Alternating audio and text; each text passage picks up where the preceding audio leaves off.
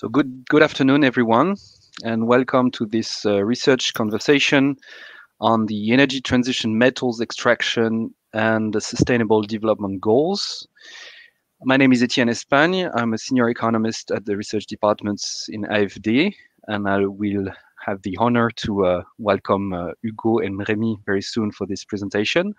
Before I present them more extensively, a few technical points. Related to the LiveStorm platform, you will see that on the bottom right of your screen, you have a questions button and a chat button. So you may want to ask questions or comments throughout the presentation and the discussion. And of course, we will have a moment for the discussion and Hugo as well to answer to some of those questions. So feel free to use these two buttons. So today we have the pleasure to welcome Hugo Lapeyronie, who will present his ongoing work on the links between the energy transition metals and the sustainable development goals. So Hugo Lapeyronie is a PhD student at Sorbonne Université and at AFD, and he will present this work on a systematic review of the analysis, the existing analysis on these links. And to discuss this ongoing work by Hugo, Professor Rémi Bazilier, who's a university professor at Sorbonne, deputy director of the Sorbonne School of Economics, and a specialist on artisanal mining extractions, notably in Africa, if I'm not mistaken. So thank you very much again, Rémi, to have accepted to discuss this research. Without further comments, I leave the floor to Hugo for a preliminary 30 minutes maximum long presentation. After that, we will have Rémi comments and then a more open discussion. So Hugo, the floor is yours. Okay, thank you, Etienne. Thank you, Rémi, for being here. So I'm going to do a quick introduction by illustrating the critical role of mineral in the energy transition. The clean energy technologies, such as the solar panels or the wind turbines, are built from a series of specific minerals. You can see on the left an example of the needs of an offshore wind turbine. Every part of the wind turbine is made of several minerals. As you can see, it is especially true for the gearbox and the generator. On the right, you have a table taken from the International Energy Agency, displaying the mineral needs for each major clean energy technologies. In this table, the darker the dot is, the more critical a mineral is for technology. Here you can see that copper is identified as being the most critical mineral for the clean energy technologies. So if we want to tackle climate change by decarbonizing the world energy system, we'll need a lot of these minerals. In a recent report, the International Energy Agency has estimated the demand of this specific mineral for the needs of the energy transition. In this graph, you can see that to meet the SDS scenario, which is the scenario to meet the Paris Agreement, the world will need 4 times the actual demand of minerals in 20 years. But we must be careful with these projections. They do not take into consideration the needs for the rest of the economy.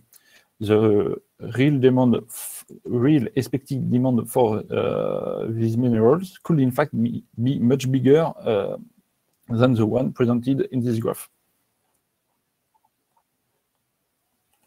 And obviously, those minerals won't come from nowhere.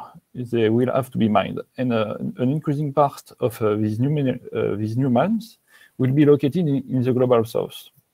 Here, I'm referring to the Global South because it contrasts with the old industrial mining countries such as Europe, the US, Canada, and Australia. These countries were historically the main provider of industrial minerals, while the Global South countries were traditionally more focused on gold and precious stones. To be honest, some Global South countries have already been key mining actors for a while, but what I want to stress what I want to stress here is that there are several elements that are going to make the world more dependent of the global south.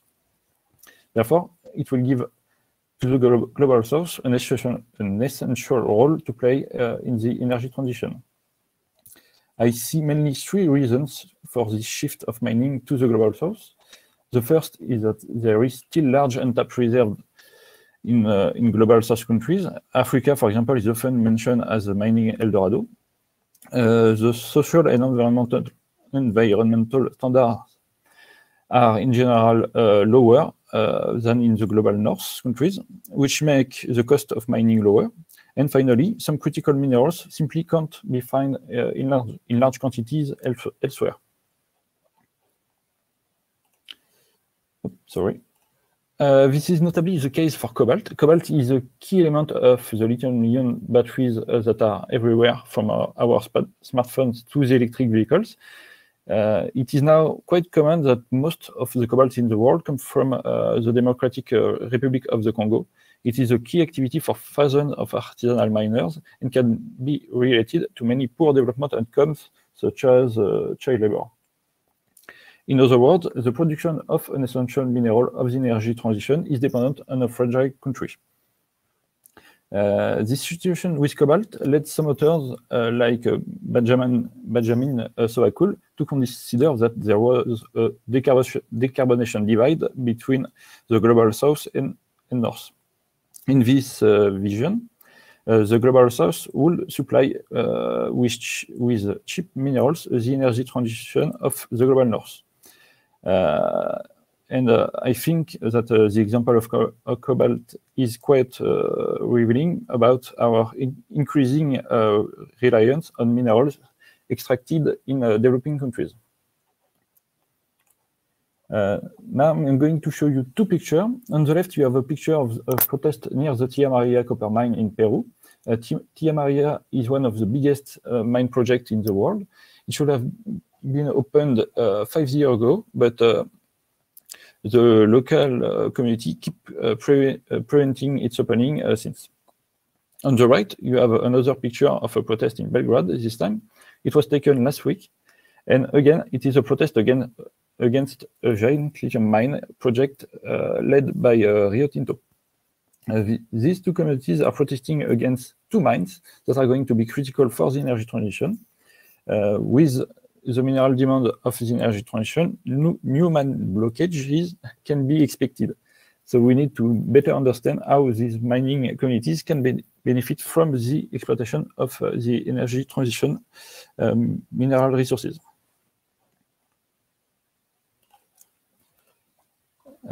Now, in fact, there is quite a large literature on how people can benefit or not from the exploitation of mining resources. We have, of course, at the macro level, the resource curse literature, and at a more micro level, we have what is sometimes called the local resource curse literature, but also some influential work done by Aragon and Orod on artisanal mining.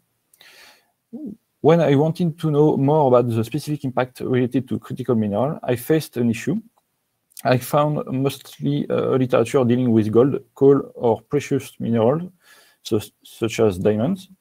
There are, of course, some exceptions, but the fact is that a large part of the literature is looking specifically at gold mining. And it makes totally sense. Gold and coal are today two of the most extractive minerals in the world. So if you are interested in the fate of mining communities, you will look for gold and coal mines. But if we look at some insight from the social geology literature, we can suspect that the impacts of for mining communities can change with the mineral extracted, and there is at least one good reason to think so. It is simply that the geographic distribution of gold mines is not the same than most of the energy transition minerals.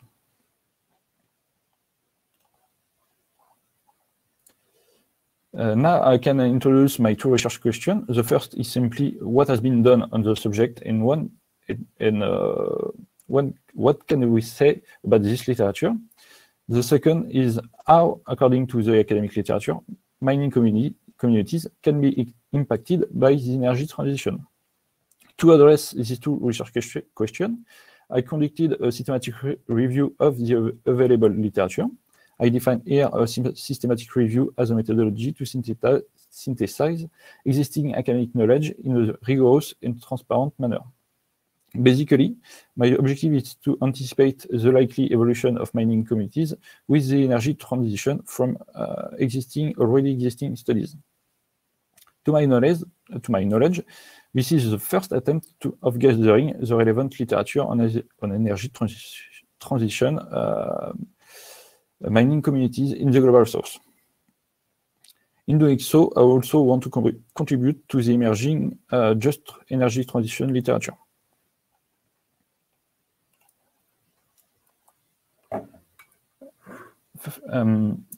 Quick water break. So first of all, we need to spend a little time talking about the energy transition minerals. In May of this year, the International Energy Agency published a report where they listed what they considered to be the most critical minerals for the energy transition. Here on the left, you have the complete list provided by the institution. In bold, you have what the agency considers to be the most crucial elements. You can also see that there is an asterisk on iron. It is because the World Bank considers in its own estimation that iron will be an important element of the energy transition. Right now, it is not included in this systematic review, but it might be in a future version of this review. This list seems extremely large, but in fact, it excludes a lot of minerals. To begin with, it excludes gold, diamonds, and obviously coal, but it also excludes the construction minerals and the minerals used in agriculture, such as phosphate. This is important because these minerals are considered to be development minerals due to the fact that the mining communities can use them for their daily use. Now, a quick word on the 2030 agenda. I'm just going to say that it is used by almost... Oops, sorry, just need to skip that slide. So I was saying that it is used by almost every actor to assess the mining sector contribution to sustainable development. Even a mining company giant such as Rio Tinto uses the SDGs in its sustainability programs. The SDGs provide a context for discussing issues at the nexus of mining and communities' interest. So I'm just follow that literature, and I'm using them in this review to point to sustainable development successes and failure of the mining sector. It's now time to define what a mining community is. I define a mining community as all populations that are organized by and for the mining activities. This definition is directly derived from the social geology definition of mining territories. To illustrate the idea behind this concept, you have on the right of the slide a screenshot from Google Earth. You can see the city of Kolwezi in the Democratic Republic of the Congo, which is right next to a giant cobalt copper mine. In Kolwezi, there are about 500,000 people living in the city. What I want you to understand with this picture is that in this area, every school, every hospitals are either financed directly or indirectly by the mining company. The city itself and its infrastructure are organized around the mining activities. If you could zoom on Google Earth, you could see that the entire area spanning across both the Democratic Republic of the Congo and Zambia is an interlinkage of large cities, villages, farm fields, and of course, mines. In this area where mining is everywhere, every dimension of the sustainable development agenda is potentially impacted by mining activities. This is why I think most actors are taking the Sustainable Development Goals as a reference point. From a recent paper from COAL, we can identify 13 SDGs that are relevant to assess the sustainability of mining communities. This is basically all the social economic goals from Goal 1 to Goal 11, and included Goal 16 and 17. So for the rest of this review, I'm going to look at specifically the impact of that can be measured by each of these 13 SDGs.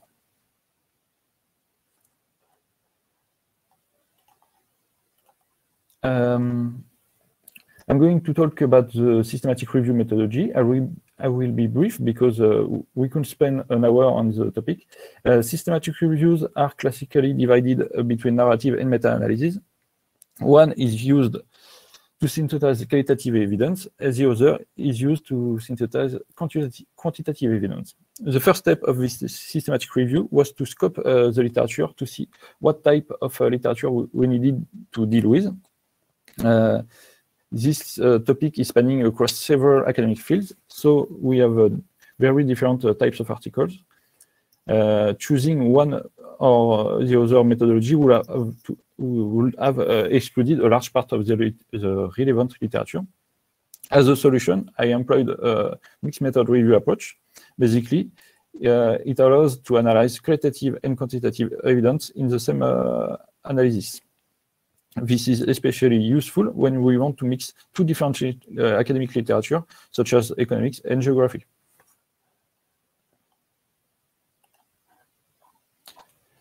Here you have a table representing the main components of the bibliographic search equation. This is basically what you enter in an academic bibliographic database to find the article you want. I used a 4-component equation. First, a list of SDG keywords taken from SciVal, and not just the term sustainable development goals, as most systematic review do. Basically, the idea behind it is to capture possibly relevant articles published before 2018. The second component is a list of global source countries provided by the World Bank. And the third component is a vector of mining synonyms designed to capture every part of the mining process that could be related to the mining communities. And finally, excluded all the articles talking about gold or coal in their titles. And I also, of course, discarded the literature on data mining. In addition to the bibliographic academic database search, I also did a snowball bibliographic search. I looked for relevant articles collected by other systematic literature reviews, and I also looked for a relevant article in the bibliographic section of the papers published in 2020 and 2021, and collected collected the missing article in their bibliographic section.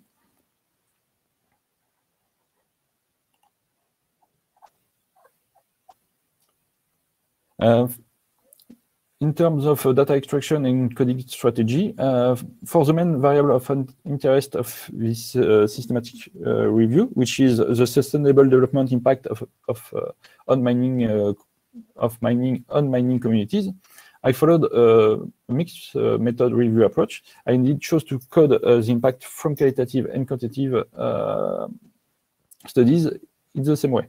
Basically, as soon as the paper was indicating a positive or negative result on sustainable development for mining community, it was coded in a binary variable. Each identified impact in the database is associated with a transmission channel.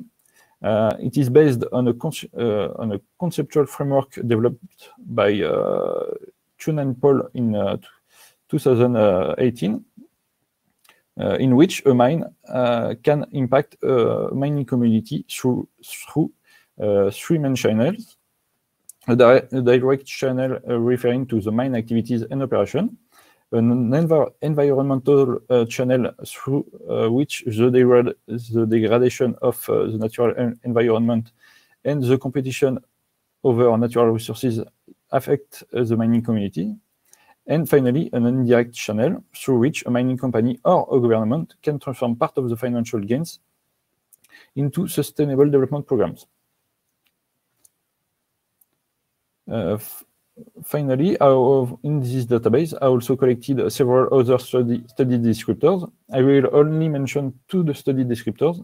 Mining boom, which is indicating that the study identified an increase in the production, in the mining production as the main source of impact, and a variable indicating the mining company, the country of origin of the mining companies.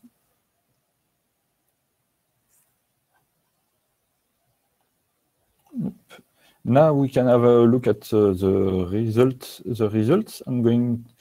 It is traditional in systematic review to map the result with some descriptive statistics. I'm going to start with a traditional flowchart. What it shows is how many articles were excluded due to the application of the inclusion and inclusion criteria at each step. At the end of the bibliography, sorry, not sure. I think I missed. Okay, now I'm on the right slide.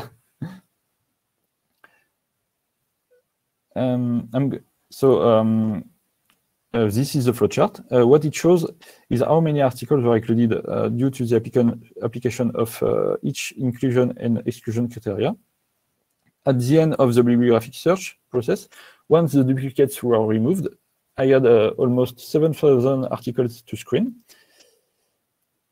At the end of the overall process, I ended up with only 54 articles from which I derived 2023 positive and negative impact on mining communities' sustainable development.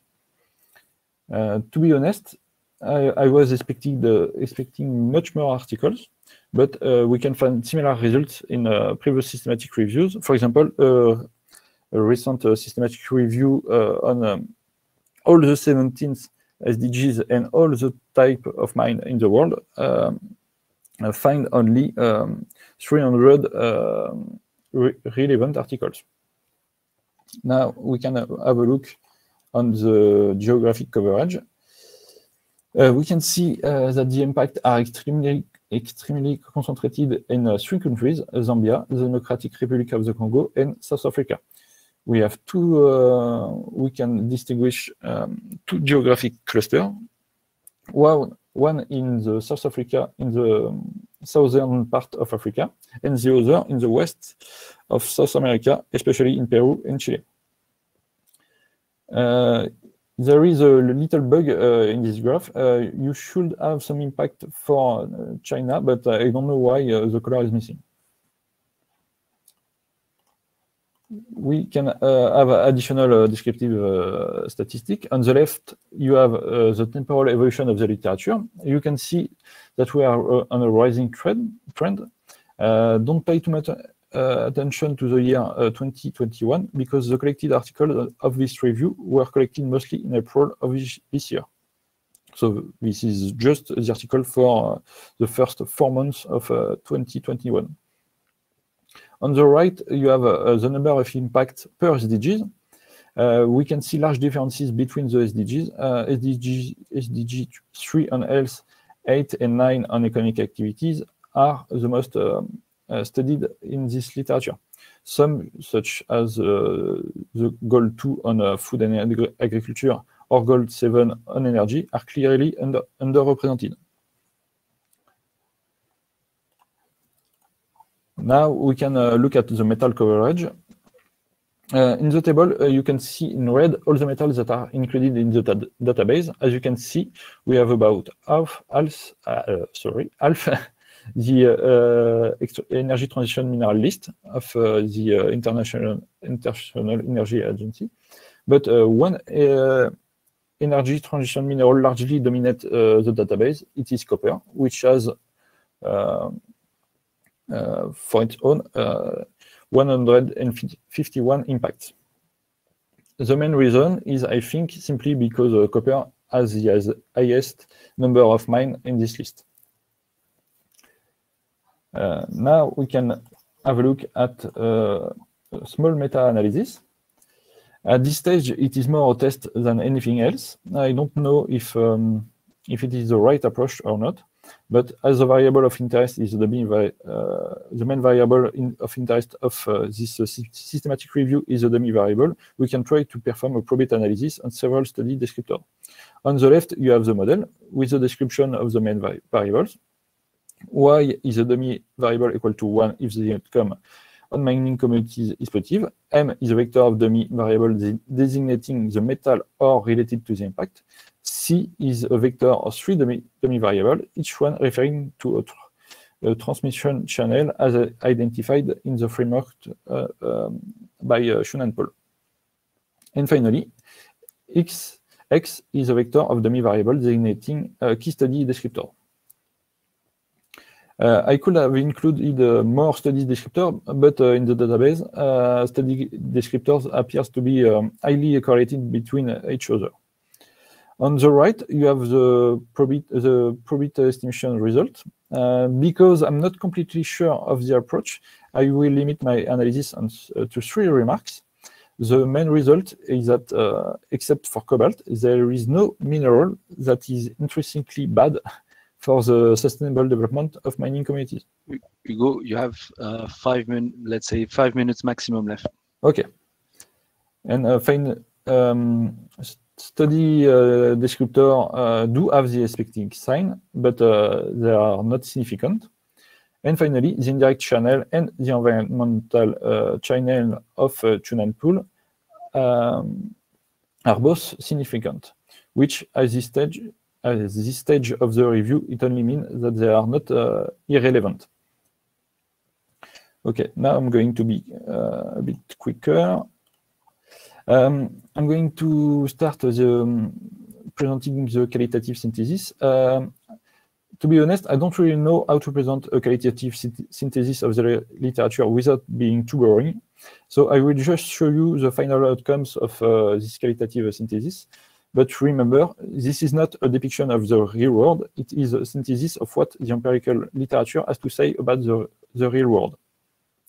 I organized this synthesis with around the 3 channels identified by Shun and Paul for analyzing the impact of mining on mining communities. For each channel, I will try to illustrate what's likely to be important for the mining communities in the context of a rising demand of mineral. So I'm going to start with the direct channel. For the record, the direct channel is referring to all the effects that can be attributed directly to the mine activities and operation. So an increase in mining activities and operation, according to the literature, can be related to more economic opportunities for the mining communities. Indeed, when a mining company increases its production capacities, it creates additional jobs. It increases its orders with its suppliers, and it even generates more economic activity outside the mining sector. This is not a very surprising result, but it is good to know that energy transition mines can generate more economic activities when they produce more minerals. However, an increase in mining activities and operation is also related to a deterioration of health and occupational outcomes. The first reason is that energy transition mines are large, especially copper mines, and therefore they attract a lot of people in the vicinity of the mine, leading to an increase in the incidence of many communicable diseases such as HIV. The people living close to the mine are also more susceptible to be exposed to pollution, in particular heavy metal pollution from the dust and fume in the air. And a third reason would be related to the a kind of gold rush effect, which makes the worker more willing to accept to work in a dangerous condition. This phenomenon can be observed in artisanal mining, but also in industrial mining. Then I'm going to talk about the environmental channel. There is basically two natural resources for which mining communities and mining companies compete in this literature. They compete over water. Mining activities consume a lot of water. In our database, some mines in South America have such water needs that they absorb almost the entire nearby rivers. Some communities were therefore almost completely excluded for any water usage in this area. But mining companies and mining communities also compete over soil occupation. Mining activities need a lot of space, either for the mining pit, the tailings, or the various infrastructure such as roads. Obviously, mining communities need space too. There are obvious conflicts with farmers. But to be quick, an interesting element here is that the competition over natural resources is found to be stronger when the mine is depleting. Sorry. In other words, low or grade mines are more likely to generate more competition with mining communities over the control of natural resources. And finally, a synthesis around for the indirect channel. In the review of energy transition mining community literature, CSR program and government initiatives were found good at building infrastructure, such as roads or even water treatment stations. However, one must be careful with this type of initiative, which sometimes serves the mining communities as much as the mining company. CSR programs are also good at providing some social programs, such as free healthcare, education with scholarships, and gender equity. But this initiative can fail to transform the financial gains of mining activities in sustainable development, mainly because there is sometimes a lack of understanding between the mining communities and the mining company. Sometimes these programs are poorly designed. To give an illustration, a mining company in Madagascar tried to protect some key biodiversity area by preventing any human activities in it, including the traditional activities of the local communities. As a result, these communities experienced a significant loss of income and of well-being. And finally, the size of the program is directly linked with the mine profitability, which itself is linked to the world prices and the depletion of the mine. To conclude quickly, I can come back to the integration of the beginning regarding the protest around energy transition mines. From the results of this systematic review, I can give the following example. These people should, according to the literature, benefit from economic gains, especially if the demand of minerals is rising fast. But these people are however, legitimate to fear for their health due to pollution, and especially in the case of toxic metals such as manganese. Corporate social responsibility programs are likely to improve some sustainable dimension, but not all. Especially, this program seems not to be designed to compensate the losses induced by competition over natural resources. It is especially true for the Tia Maria copper mine, which is located in a desert area. Even with the best CSR program in the world, a mining company won't be able to provide this community more water than they consume. Basically, I can derive from this review two case scenarios for ultimate energy transition mining communities. A first case where mining communities depend on low-grade and under pressure minerals such as copper or platinum. In this case, these communities may find it difficult to capture the benefits of the coming mining boom. A second case where mining communities depend on higher grade minerals such as lithium and manganese. In this case, these communities may be able to benefit from the mining boom at the condition that the mining company CSR program can compensate for the increased pollution levels. And that's why we may want to compensate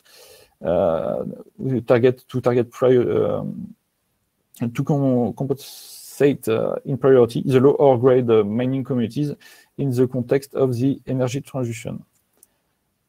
And a final note as a reminder, I will just say that the choice of location for mine depends primarily on the geology of a territory and not on the capacity of that same territory to benefit from the installation of a mine. Therefore, some communities are maybe structurally more likely to be negatively impacted by mining activities. And that's it. Thank you. Thank you, Hugo. So it's interesting, the distinction that you make at the end. That would mean that the protests in Serbia against the potential lithium mine are not have no rational grounds, and so that may be food for thought in the discussion. So I give now the floor to Rémi Basilier for a few comments and maybe this discussion point and questions. Thank you, Etienne, and thank you, Hugo, for the really nice presentation. It's really a pleasure for me to be part of this discussion on this important topic.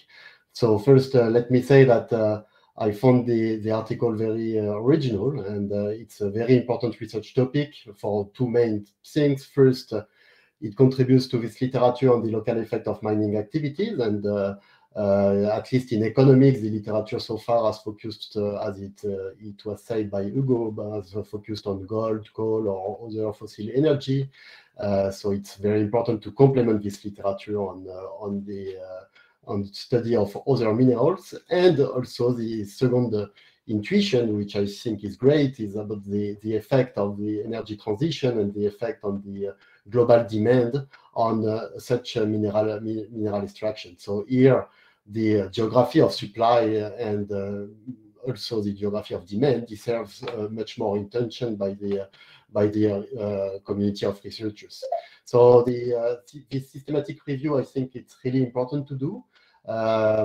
It was said by Hugo, it's potentially insufficient in the way that we need much more researches to assess the causal effect of energy minerals extraction on local communities, because as Hugo said, you found very little published articles on such a topic, which is good also for the PhD of Hugo, which means that you have a lot of things to do in the next steps of your research. And also because we have also, for the point of view of research, you have this rise in demand that is expected for a lot of these minerals that is largely exogenous to local economic conditions, and it's something that we like as researchers because it's a kind of exogenous source of variation that we can use to assess the causal effect, especially on local communities.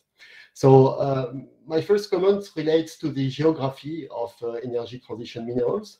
So first, let me say I'm mostly working on gold, which is not included in your literature review for the reason that you have explained. So here in the paper and also in the presentation, you provide you provide a geographic coverage, which is based on the systematic literature review you are presenting. But we know for lots of reasons that there is potentially, I don't know if it is the case here, but a kind of publication bias in the country coverage. So it's because researchers, for research, we need good and available data.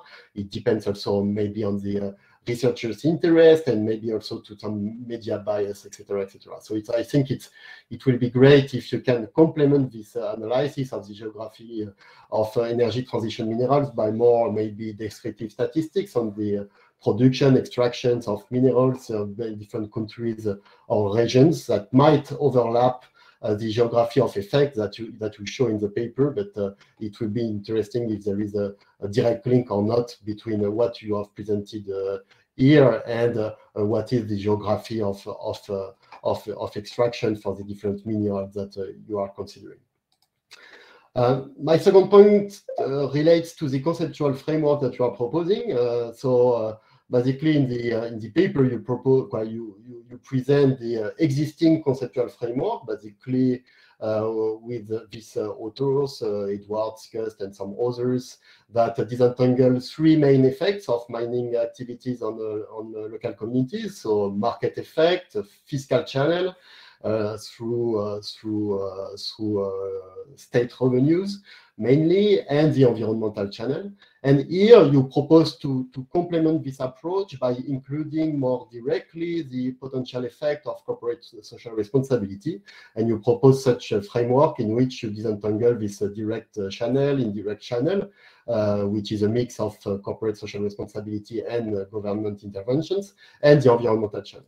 And when I saw this, I was asking myself, what is concretely corporate social responsibility in mining industries? And for me, it includes three main dimensions. The first one, and this has been observed in a lot of context, CSR in mining industries relates to local procurement policies, so the fact to buy local products, or employment policies, also the fact to hire local populations also in the mines. And this basically can have an effect on what you call this direct effect. So basically it influences the size of these spillover effects, but it can be related also to what Edwards called the market effect, but it's part of this also, of this market effect. The second dimension of corporate social responsibility for mining activities is the direct provision and the private provisions of public goods when they invest in infrastructure, in schools, in health centers. So here it's what I think what also you have in mind when you are labeling this as the indirect channel. And also an important dimension of such corporate social responsibility is to try to minimize the effect on the environment, to have which is directly related to the third channel that you identify. So here my suggestion, and you will see, it's up to you to see what you do with this suggestion, is maybe to have a bit different typology of concept to disentangle these different potential effects with first a market effect, which will be a combination of the direct effect of mining activities from one side, but also of specific CSR policies related to local procurement and employment policies. Second one, which is also very important, is the provision of public goods, and I think it's very important what you did to highlight the role of CSR policies, because public good can be provided by the state or local authorities, but also by private actors, and in that case, mining firms, sorry. And then the environment, in which you can disentangle also the overall effect of mining activities, but also the specific policies, environmental policies implemented by these different mining firms. My third comment concerns the type of effects that you show also in your paper and this presentation. So already in your meta-analysis, you provide interesting results, and you show basically that you have heterogeneous impacts. My concern and my question, or maybe the next steps also of your research, is this heterogeneity of the impact can be related to a lot of things, a lot of dimensions.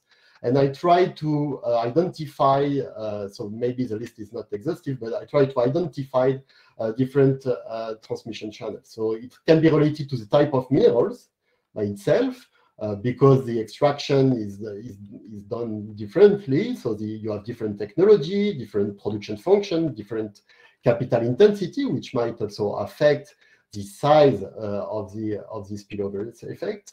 It can be related to the country of extractions, and more specifically the institutions of these countries. So you know that you have huge literature on the effect of institutions on the resource curse. But here it's also related to the geography of resources that you presented and that I discussed a bit before. So, for instance, you have one of the significant results in your case, in your meta-analysis is corresponding to the effect of cobalt, and I guess that most of the effect were observed in Democratic Republic of Congo. So it will be also important to know if it's the effect of cobalt itself due to the technology of extraction, or to the place where extractions takes place, and possibly the institutions in the countries where the extraction takes place. The third channel will be the channel of transmission, and here we just discussed the conceptual framework. So what can be also the size of the spillovers, the market effect, and the potential effect on the environment, or the effect of corporate social responsibility. It can be related to firms' ownership, but here once again it might be related to corporate social responsibility. In most cases, when you observe different effects, it can be related also to national policies of firms investing in different countries. So, for instance, Canadian firms, they have specific commitments, and which might also affect this both direct and indirect effect. And of course, the type of impact, because here sustainable development goals are very heterogeneous. And one suggestion maybe will be to build more aggregated type of impact to see if you observe also different effect on the economic, social, or environmental dimensions. So here I think that it's something that can be done quite easily, and you might maybe if you try to discuss the implications of the different channels, you can adapt your empirical strategy and to try to see with the inclusion of some control variables or interactions between different control variables. You can adapt your empirical strategy to try to disentangle such potential explanation. And I really think that it will be a great added value to the systematic literature review you are proposing also in this effect.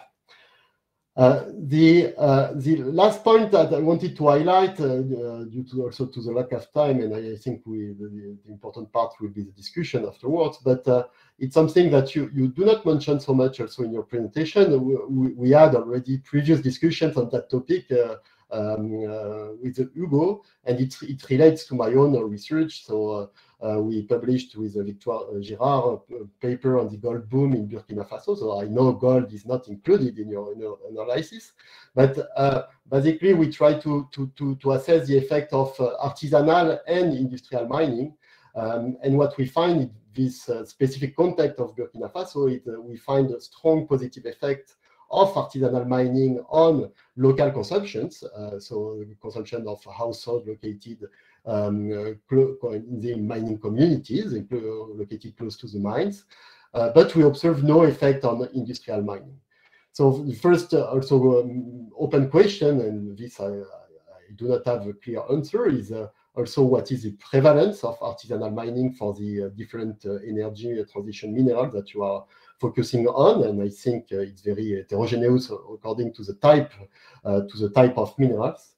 But my advice here in my recommendation, especially for public policy, is also to have a careful look to artisanal mining that might be very important in a lot of contexts. And you discussed a bit the situation of the Democratic Republic of Congo, and I think it's a real important point.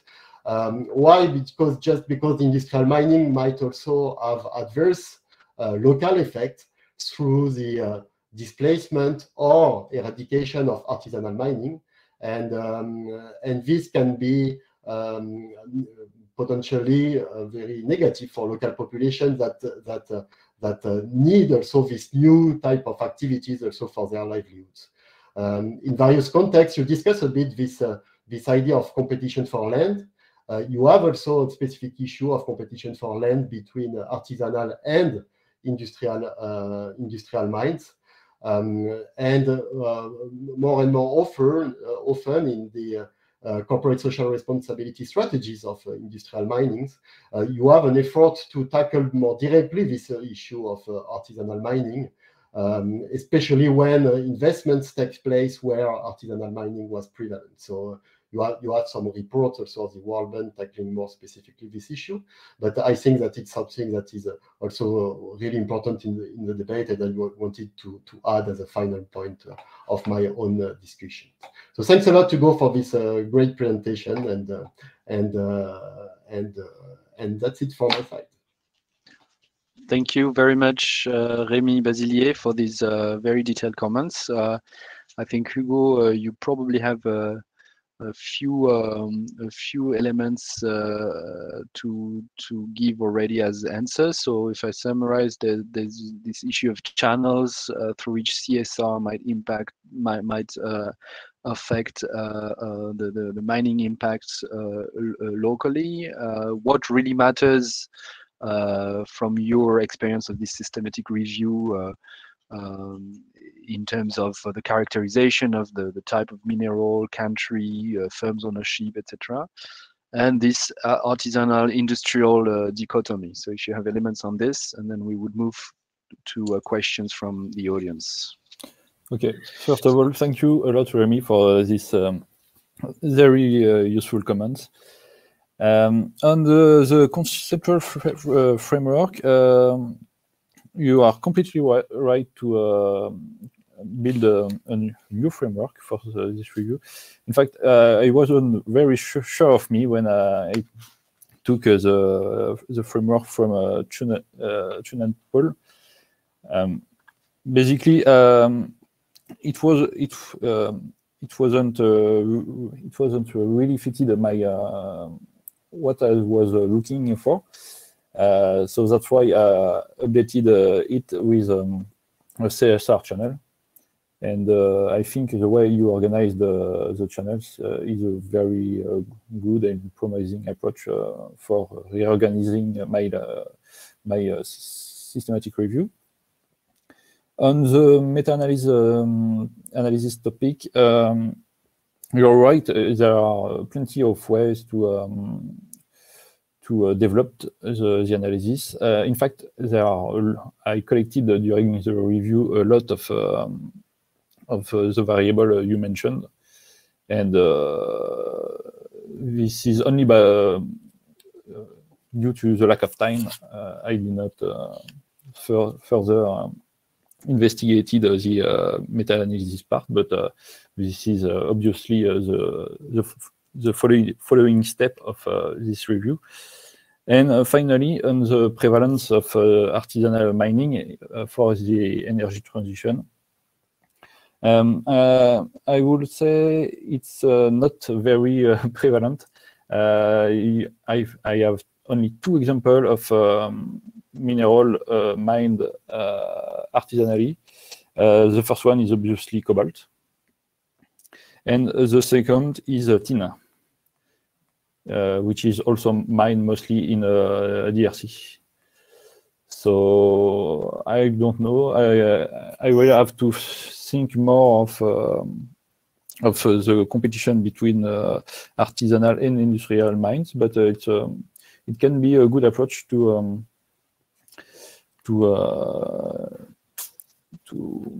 reinforce the content of the review. Thank you, Rémi. And in terms of the type of minerals, that did you see maybe qualitatively that the type of mineral plays a significant role in the impact with different SDGs, or for one SDG it is really clear. It's for health, because for some minerals such as manganese, manganese is a very toxic mineral. It can lead to neurotoxical trouble. It can lead to liver, a lot of trouble, and you can see a clear impact on the health of the population living in the vicinity of the mine. It's also a bit true for cobalt, which is also toxic, and as it is mined artisanally, it affects a lot of it affects the population a lot. And maybe on copper, we have a third. You have also some impact on health, because copper is almost conjointly extracted with manganese or cobalt, and so especially in Africa. So you have some similar issues with copper mining and manganese mining. That's it. Okay. I would have liked to know more about the firm's ownership data that you may have in your extraction. That's also could be significant. I don't know. That was a suggestion by Rémi. In the statistical analysis, I found almost nothing, but it was. I didn't look very carefully for this, but in the qualitative analysis, there are some papers that look for the differentiated impact between the global south companies, mining companies, and the global north mining companies, and they found mostly no significant results. Maybe one significant result will be that global north mining companies rely mostly on global suppliers for their production, while Chinese and Indian mining companies tend to rely more on a local supplier base. So that's the only element I can tell on the company origin. Rémi, if you may want to have a. No, maybe to as an additional suggestion also for the different types of minerals, it's I don't know if it will be possible to build a kind of typology based on capital intensity. So I don't know if you have a lot of heterogeneity in terms of techniques of extraction for these different minerals, but this is likely to affect also the size of the spillover effects. So the more capital intensive it is, the less likely you will observe also the effect on local communities. So it's maybe something you should have a look to also. Okay. Right. Let me move to the questions from the audience. So again, you can ask questions directly either on the chat or maybe questions. I think Rémi have to leave. I don't know, Rémi. It's three. Yeah, three. Rémi, it's three. So don't hesitate to leave. And we have, I think, just one question from the audience anyway. So Serge Rabier is asking, how do mining activities impact the gender relations, which is SDG 5, and have you investigated such linkages? Yeah, there is quite an extensive literature on gender-related issue with mining activities. Most of the literature look at some CSR program that are targeting gender imbalances in the mine workers, and in fact, there is traditionally a lot of resistance for the women to enter in the mining staff. But that's why the mining companies develop some specific CSR programs to incorporate a small part of women their staff, and even in the most physical task. Sometimes I don't know if these programs are just are really have a really sustainable development, are intended to develop I mean, I don't know if this program are just communication by the mining companies or real program for the targeting the women, but it exists. And in fact, we find mostly a positive in the database, mostly a positive impact on gender and the gender SDG 5 on gender equality. Yeah, maybe if I can add something on this, but it's related to literature that is not specifically on the type of mineral that Hugo is looking at, but you have also some papers that find positive effect of female employment and empowerment. Maybe not directly to the jobs within mines, but also to potentially to the local economic booms and some other activities around the mine. So this can be also an important effect. So once again, it depends on the size of the spillovers, but you have several papers by Anja Tolonen that specifically look at that. But I think it was, if I remember well, in the case of it was a case of gold once again. I have some Tolonen papers in the systematic review. All right. So, except any additional question from the audience, we might close here. I want to really thank Professor Rémi Bazilier to have joined us with this very insightful discussion, and Hugo for this ongoing work.